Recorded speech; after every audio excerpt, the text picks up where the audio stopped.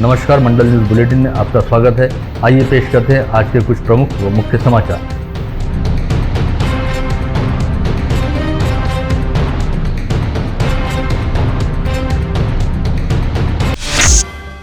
मंगलवार 13 अप्रैल को अमरावती जिले सहित आसपास के जिलों में कोविड संक्रमण को लेकर हालात एक बार फिर विस्फोटक मोड़ की ओर जाते हुए दिखाई दे रहे हैं। मंगलवार को अकेले अमरावती जिले में 522 लोगों की कोविड टेस्ट रिपोर्ट पॉजिटिव आई और 24 घंटों के दौरान संक्रमण की वजह से 8 लोगों ने दम तोड़ा। लंबे समय बाद संक्रमितों के साथ साथ कोविड की वजह से होने वाली मौतों के आंकड़ों में भी इजाफा देखा गया है, जो एक बार फिर से हालात के चिंताजनक होने की ओर इशारा कर रहे हैं। जिले में अब कोविड संक्रमितों की संख्या बढ़कर 53,314 पर जा पहुंची है। वहीं कोविड संक्रमण की वजह से होने वाली मौतों का आंकड़ा 726 हो गया है। इसके अलावा मंगलवार को जिले के कोविड अस्पतालों से 435 मरीजों को कोविड मुक्त हो जाने के चलते डिस्चार्ज दिया गया। जिले में अब तक कुल 49,209 संक्रमित मरीज कोविड मुक्त हो चुके हैं। साथ ही इस समय कुल एक्टिव पॉजिटिव मरीजों की संख्या 3,379 है, जिसमें से 1,165 मरीज कोविड अस्पतालों में भर्ती हैं। वहीं 2,214 मरीज होम आइसोलेशन में रखे गए हैं।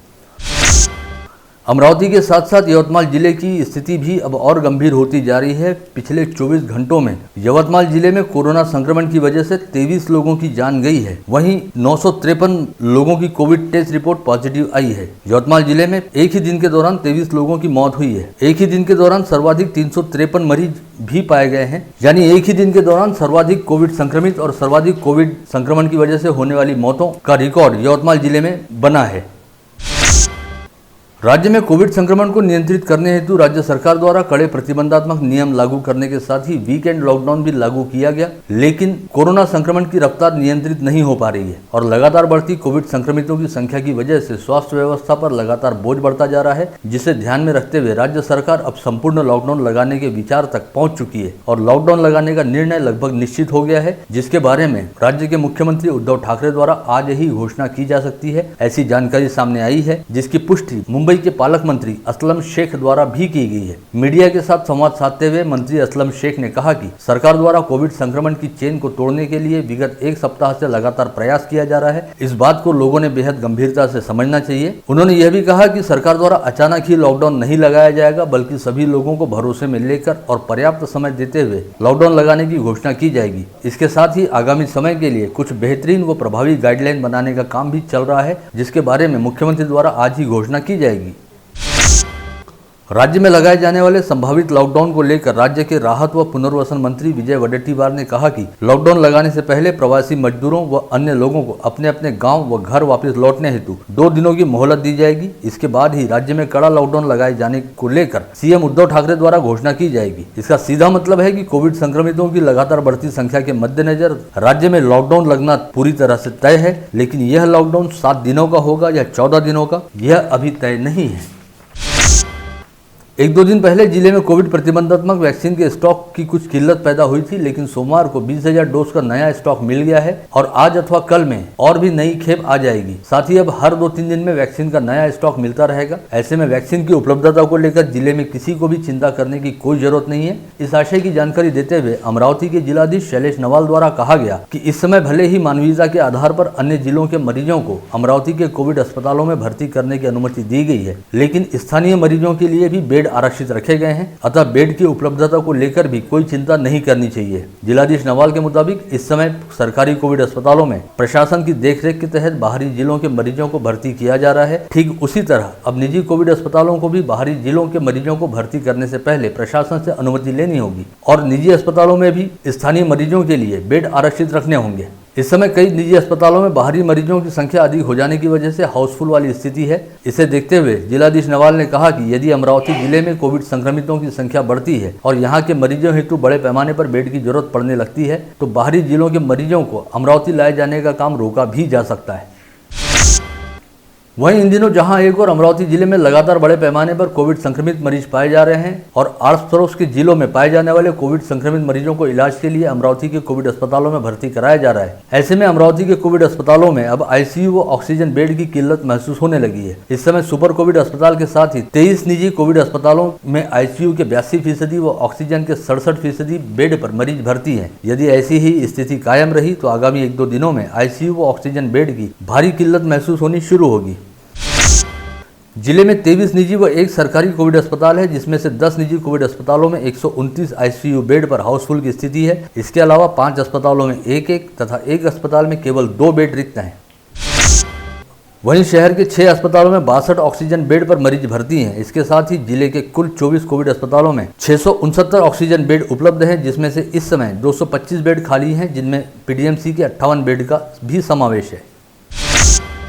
इस समय कोविड संक्रमण के खतरे को देखते हुए अमरावती शहर व जिले सहित समूचे राज्य में लॉकडाउन लागू किया गया है और जीवनावश्यक वस्तुओं की दुकानों को छोड़कर अन्य तमाम दुकानें बंद हैं। ऐसे में विगत 5 अप्रैल से अमरावती शहर सहित जिले का सराफा बाजार भी बंद पड़ा है। गुड़ी पाड़वा के उपलक्ष्य में लोग बाग सोने चांदी के शगुन व मुहूर्त की खरीदारी करते हैं, लेकिन लगातार दूसरे वर्ष गुड़ी पाड़वा पर्व के समय लॉकडाउन लागू रहने की वजह से सराफा बाजार में सोने चांदी की खरीदी बिक्री का कोई व्यवहार नहीं हुआ, जिसकी वजह से सराफा व्यवसायियों सहित सोने चांदी के कारागिरों में जबरदस्त मायूसी का आलम है। विगत वर्ष भी मार्च माह के अंत में लॉकडाउन लागू किया गया था, जो 31 मई तक चला था। इस दौरान गुड़ी पाड़वा पर्व सहित शादी ब्याह के सीजन के दौरान सराफा बाजार को बंद रखना पड़ा था। इस बार भी लगभग वही स्थिति देखी जा रही है। विगत 1 वर्ष से लगातार लॉकडाउन एवं कोविड प्रतिबंधात्मक नियमों का पालन करते हुए व्यापारी अब बेहद हैरान परेशान हो चले हैं और जैसे तैसे अपना कामकाज चला रहे हैं ताकि रोजाना का खर्च निकल सके, लेकिन इसमें भी उन्हें पुलिस की ज्यादतियों का सामना करना पड़ रहा है। ऐसे में अब सबसे बड़ा सवाल ये है कि क्या व्यापारियों द्वारा अपने व्यापार व्यवसाय को पूरी तरह से बंद करते हुए पूरी जिंदगी लॉकडाउन का पालन करना होगा। इस आशय का संतप्त सवाल विजिलेंट व्यापारी सामाजिक संगठन के अध्यक्ष विजय भूतड़ा द्वारा पूछा गया है। आज सवेरे से पुलिस वालों ने पूरे मार्केट में दड़पनशाही करने जैसा वातावरण तैयार किया। आने वाले ग्राहकों को डंडे मारना, भगाना, गेट बंद करना, गेट पे गाड़ियों का नंबर लिखना, फ़ोटो निकालना, बिलों की फ़ोटो निकालना, कौन से ग्राहक से कौन से दुकान से माल लेके आए, इस टाइप का वातावरण करना पुलिस वालों को शोभा नहीं देता है। जो भी कार्रवाई करना है आप कार्रवाई दुकानों पे करो ना, 188 कदम दायर करना है करो।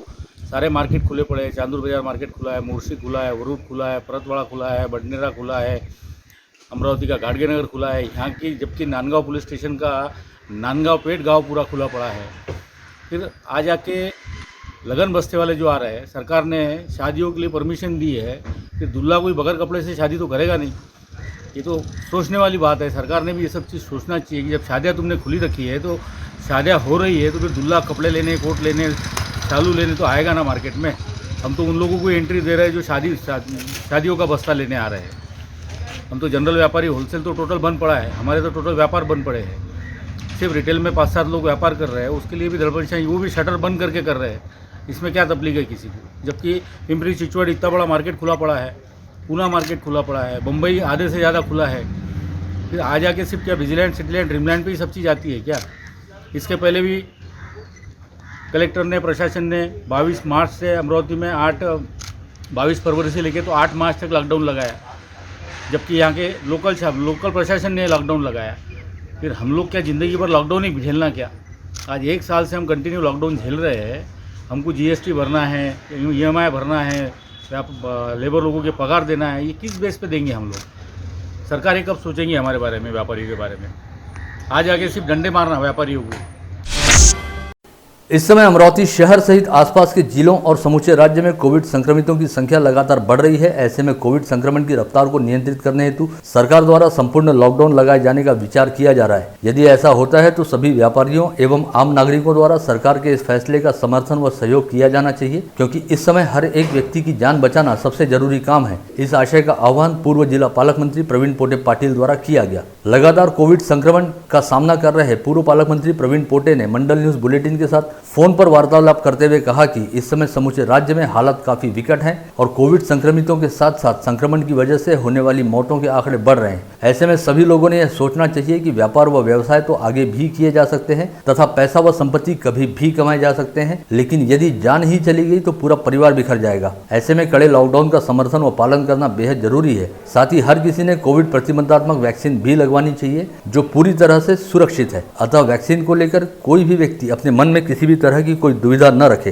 साथ ही उन्होंने राज्य सरकार से भी अपील की है कि लॉकडाउन काल के दौरान केवल मेडिकल स्टोर व अस्पतालों को ही खुला रखा जाए तथा बाकी सब कुछ बेहद कड़ाई के साथ बंद कराया जाए ताकि कोविड संक्रमण की चेन को तोड़ा जा सके।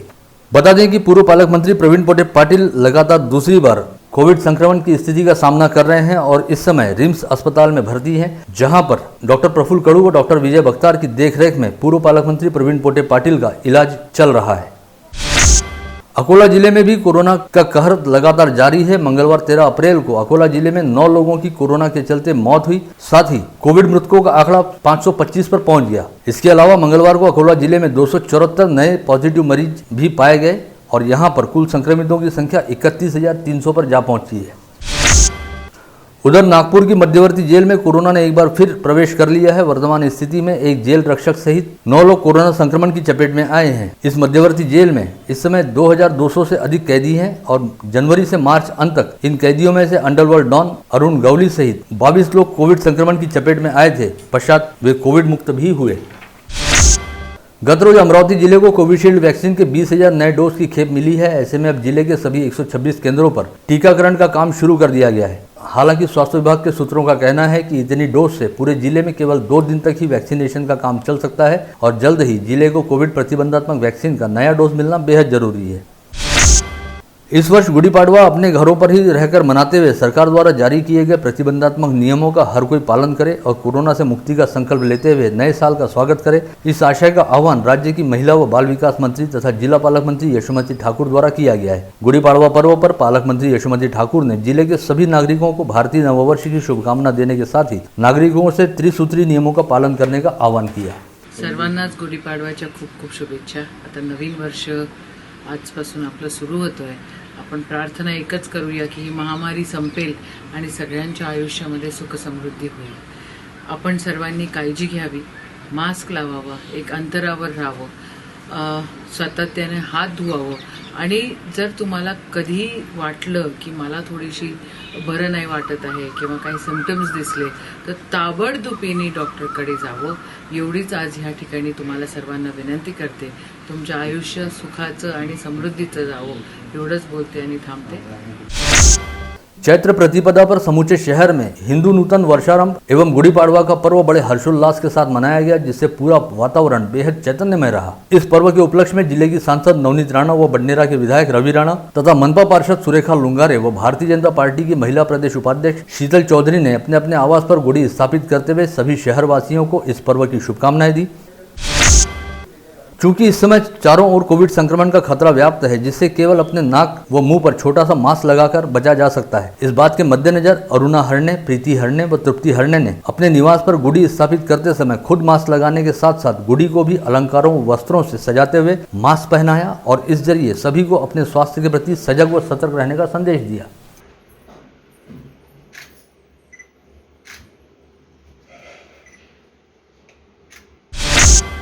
इसके अलावा खेरडे परिवार ने भी अपने घर पर गुड़ी स्थापित करते हुए इस पर्व के जरिए सभी को स्वास्थ्य एवं सुरक्षा के संकल्प का संदेश दिया।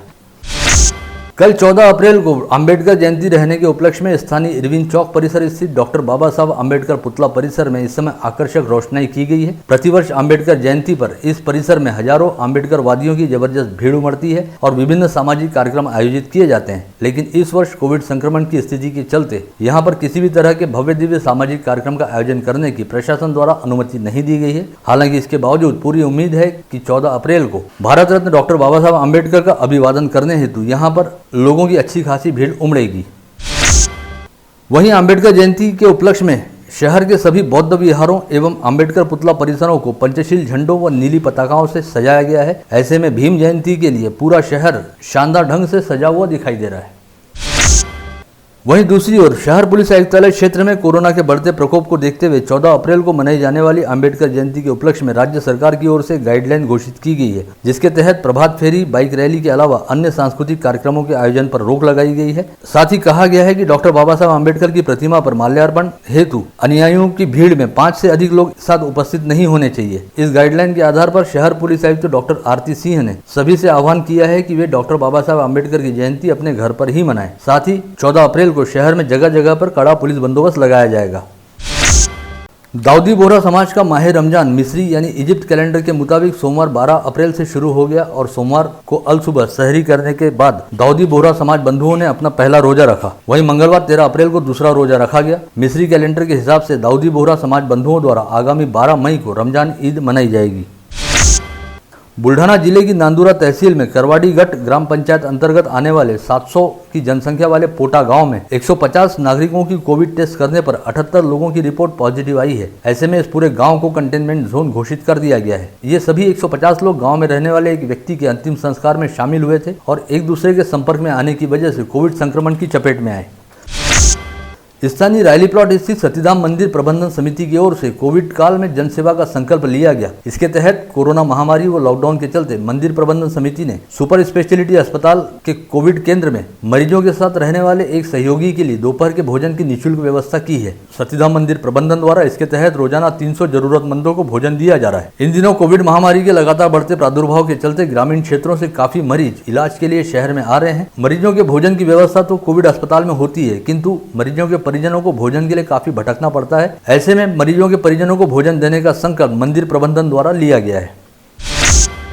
अमरावती मनपा क्षेत्र में 860 घरकुल तैयार किए जा रहे हैं, जिनमें से आज 60 लाभार्थियों को मसला क्षेत्र में बनाए गए फ्लैट्स का वितरण किया गया। अमरावती मनपा में प्रधानमंत्री आवास योजना अंतर्गत कॉन्फ्रेंस हॉल में यह वितरण समारोह ऑनलाइन पद्धति से किया गया। महिला व बाल विकास मंत्री तथा जिला पालक मंत्री यशोमती ठाकुर के हाथों इसका शुभारंभ हुआ। भातकुली तहसील अंतर्गत आने वाले गणोरी गांव में राष्ट्रवादी युवक कांग्रेस की ओर से भव्य रक्तदान शिविर का आयोजन किया गया था। यह आयोजन राष्ट्रवादी कांग्रेस पार्टी के सुप्रीमो शरद पवार के आह्वान पर पार्टी के युवक प्रदेशाध्यक्ष महबूब शेख तथा रविकांत वरपे के मार्गदर्शन में किया गया। इस शिविर में 20 रक्तदाताओं ने रक्तदान किया।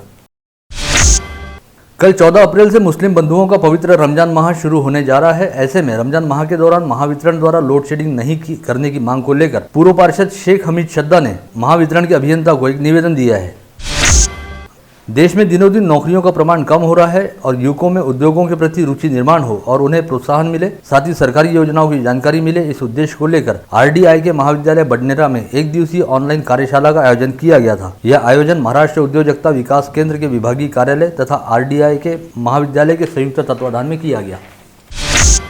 स्थानीय संत कंवरराम मार्केट में अमर शहीद संत कंवरराम साहिब व झूलेलाल जयंती बड़े उत्साह के साथ मनाई गई। यहाँ पर व्यापारियों ने संत कंवरराम साहिब व साईं श्री झूलेलाल की पूजा अर्चना की।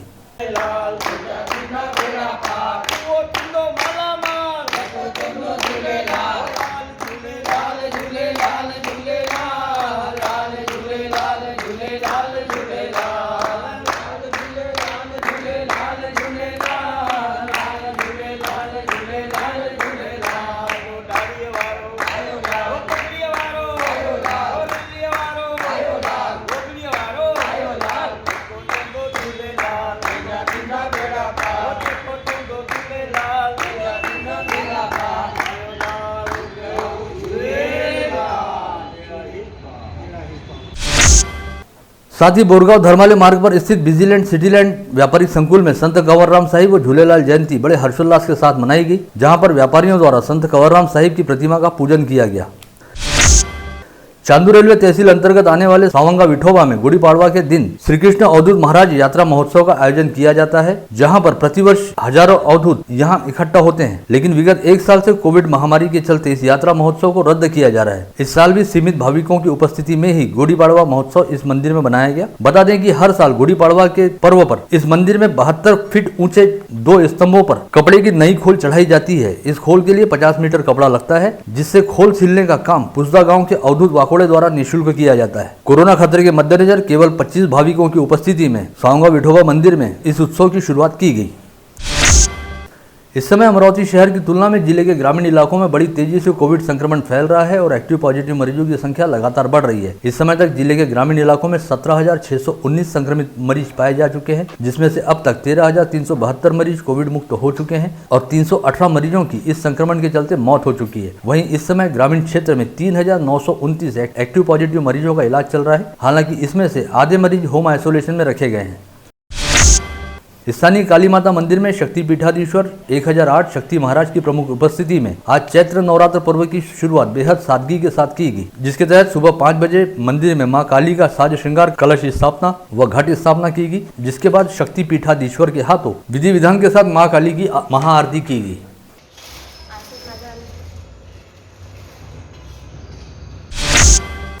कई अंतर्राष्ट्रीय पुरस्कार प्राप्त कोर्ट फिल्म के प्रमुख अभिनेता व विद्रोही अम्बेडकरी कार्यकर्ता के रूप में विख्यात वीरा साथीदार का कोविड संक्रमण के चलते मंगलवार को निधन हो गया। उन पर नागपुर के एम्स अस्पताल में कुछ दिनों से इलाज जारी था। वीरा साथीदार ने विगत 19 मार्च को ही कोविड वैक्सीन का टीका भी लगवाया था, लेकिन इसके बाद भी वे कोविड संक्रमण की चपेट में आए। 3 दिन पहले अमरावती समेत विदर्भ के कुछ जिलों में हुई बेमौसम बारिश के बाद कल से ही बदलीला मौसम बदल गया और आज सुबह से ही धूप तपने लगी। वहीं आज फिर मौसम विभाग ने 16 अप्रैल तक विदर्भ में बारिश की संभावना व्यक्त की है। इस दौरान यवतमाल में कुछ जगह ओले गिरेंगे, ऐसी जानकारी भी मौसम विभाग द्वारा दी गई है। पश्चिम बंगाल के 3 युवक रविवार की आधी रात वलगांव पुलिस थाना क्षेत्र की एक नाबालिग लड़की को ऑटो में बिठाकर भाग रहे थे, किंतु ऑटो चालक की सतर्कता से ये सभी रेलवे स्टेशन पर पकड़े गए, क्योंकि ऑटो चालक ने इसकी जानकारी नियंत्रण कक्ष को दे दी थी। इसके आधार पर वलगांव तथा बडनेरा पुलिस ने रात भर जागकर बडनेरा रेलवे स्टेशन से नाबालिग लड़की को अपने कब्जे में लेकर पश्चिम बंगाल के 3 लोगों को गिरफ्तार किया है, जिसमें एक नाबालिग लड़के का भी समावेश है। वहीं अन्य 2 आरोपियों के नाम कौशिक विनय मंडल व पलाश प्रभास सरकार बताए गए हैं। फ्रेजरपुरा पुलिस स्टेशन अंतर्गत आने वाले पिंपलखुटा अरमल गांव में मंगलवार की दोपहर 12 बजे गांव की एक नाबालिग किशोरी का बाल विवाह करवाया गया। इस बात की खबर किसी ने हनुमान व्यायाम प्रसारक मंडल की चाइल्डलाइन के सदस्य अजय देशमुख को दी, जिसके बाद उन्होंने तत्काल जिला बाल संरक्षक अधिकारी को साथ में लेकर और पिंपलखुटा अरमल गाँव पहुंचे। उस समय घर के सामने पंडाल लगा हुआ था और स्टेज पर दूल्हा दुल्हन बैठे दिखाई दिए। इस विवाह समारोह में गाँव के 30-40 लोगों की भीड़ भी थी और चाइल्डलाइन के यहाँ पहुंचने तक दूल्हा दुल्हन के विवाह की विधि निपटा दी गई थी। पश्चात चाइल्डलाइन व जिला महिला बाल विकास अधिकारी अजय डबले ने फ्रेजरपुरा थाना पहुंचकर दुल्हन व दूल्हे के माता पिता, कुछ रिश्तेदार एवं विवाह समारोह में शामिल हुए 30 से 40 लोगों के खिलाफ शिकायत दर्ज कराई। फ्रेजरपुरा पुलिस ने इन सभी के खिलाफ बाल विवाह प्रतिबंधात्मक अधिनियम धाराओं के तहत अपराध दर्ज किया है।